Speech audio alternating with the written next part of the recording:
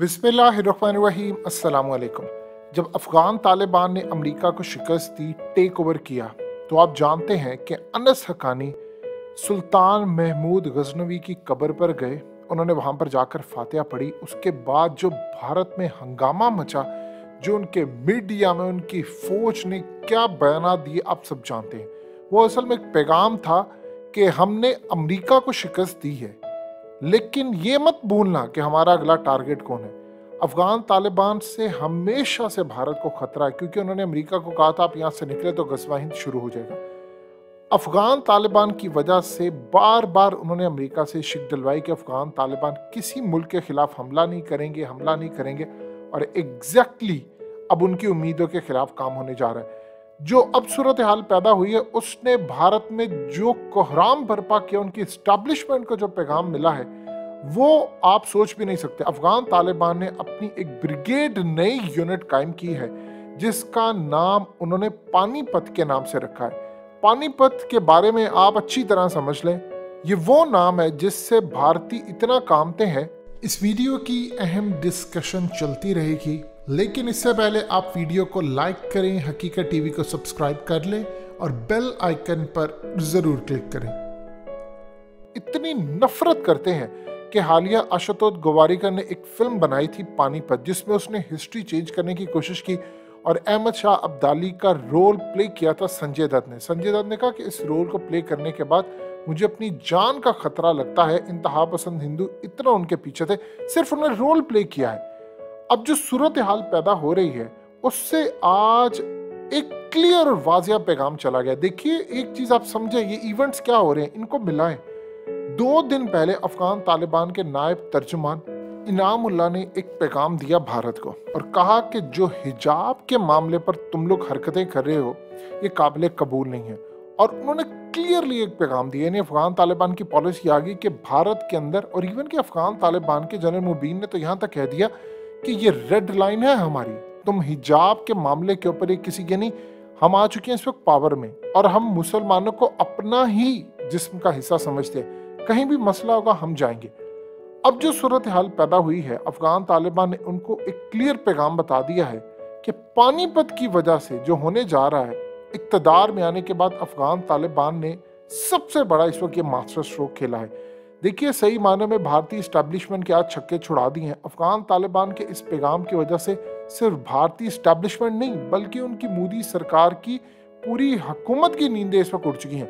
अफगान तालिबान ने ये इकदाम उस वक्त किया है जब हिंदुस्तान के अंदर मुसलमानों को तकलीफ दी जा रही है, और जब हिंदुस्तान के अंदर मुसलमानों को तकलीफ दी जा रही है, तो अफगान तालिबान ने कहा है कि हम अपनी हिस्ट्री भूले नहीं कि जब भी हिंदुस्तान के मुसलमानों ने पुकारा तो यहाँ से कभी अहमद शाह अब्दाली, कभी सुल्तान महमूद गजनवी या कोई भी, ये सारे गए।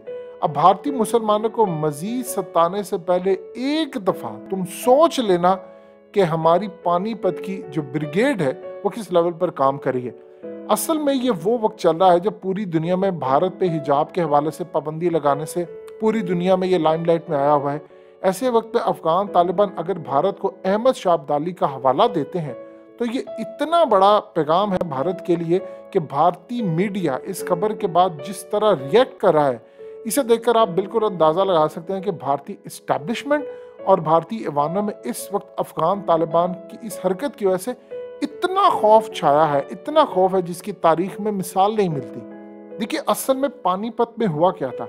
पानीपत में कुल 3 बड़ी जंगें हुई थी, और पानीपत की तीसरी और आखिरी जो लड़ाई थी, वो भारतीय तारीख की सबसे खौफनाक खून रेज एक लड़ाई थी।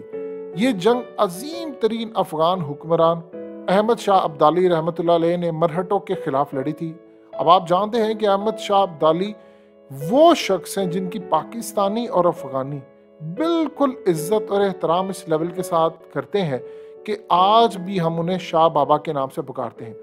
अब पाकिस्तान में अवाम की बाबा अहमद शाह अब्दाली से मोहब्बत का अंदाज़ा इस बात से लगा सकते हैं कि हमारे एक मिसाइलों की पूरी सीरीज का नाम ही अब्दाली रखा हुआ है।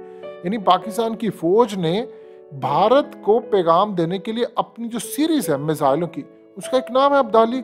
और भारत में अहमद शाह अब्दाली से इतनी नफरत की जाती है कि कोई इंतहा पसंद हिंदू शाह बाबा का नाम तक सुनना भी गवारा नहीं करता। आप देख लें, हमारे मिसाइलों के नाम गजनवी हैं, हमारे मिसाइलों के नाम अब्दाली हैं, ये क्यों हमेशा इंडियन से इतराज करते हैं, खासतौर पर मेजर गौरव आर्य तो हमेशा इतराज करता है कि पाकिस्तानियों ने कभी अपने नाम पर नहीं रखा। असल में हम तो रहे हैं भारत के साथ, इनकी होती रही ठुकाई अफगानों के हाथों।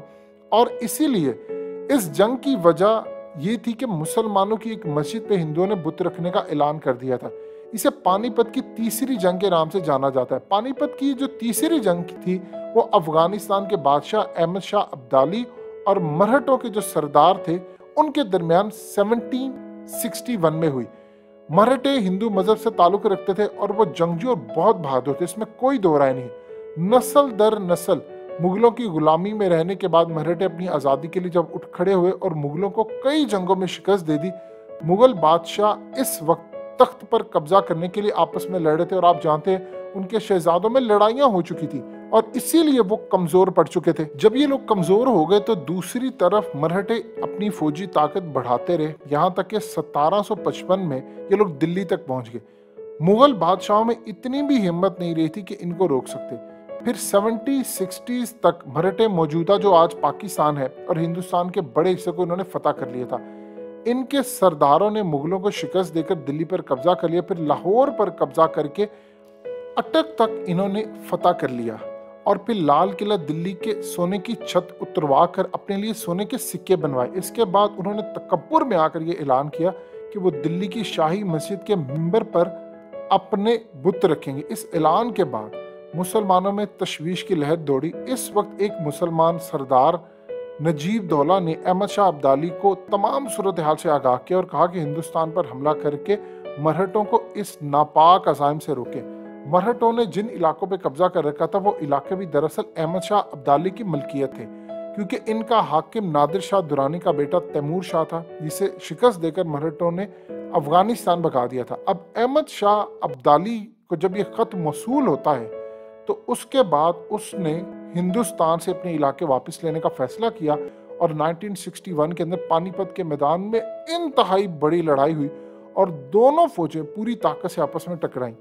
अब ये जंग तारीख के अंदर इतनी बड़ी जंग कहलाती है कि हमले की क़यादत अहमद शाह अब्दाली जब खुद करे थे, इनकी जंगी महारतों और इनकी फौज के सामने मरहटों की तमाम बहादुरी झाग की तरह बह गई। दूसरी तरफ चंद घंटों के अंदर अंदर 1.5 लाख से ज़ायद सिपाही मारे गए, जिनमें मरहटों की एक बहुत बड़ी तादाद थी। अब आप अंदाज़ा लगा लें कि अहमद शाह अब्दाली ने इनको बुत नहीं रखने दिए और जब मरहटे शिकस्त खाकर भाग गए तो इनका पीछा करके इनके मारने वालों में मकामी औरतें भी शामिल थी। ये असल में इनकी ताकत थी, इनके ख्वाब थे जो बिखर गए।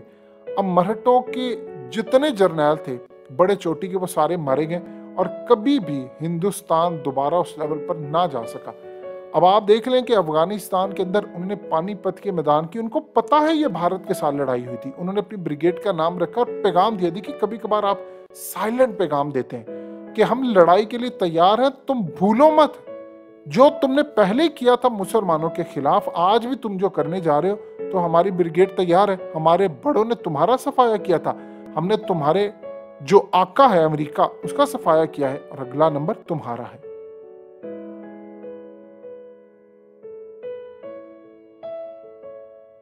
हकीकत टीवी को सब्सक्राइब करना मत भूलें, वीडियो को लाइक करें, शेयर करें और कमेंट सेक्शन में अपनी राय का इजहार जरूर करें।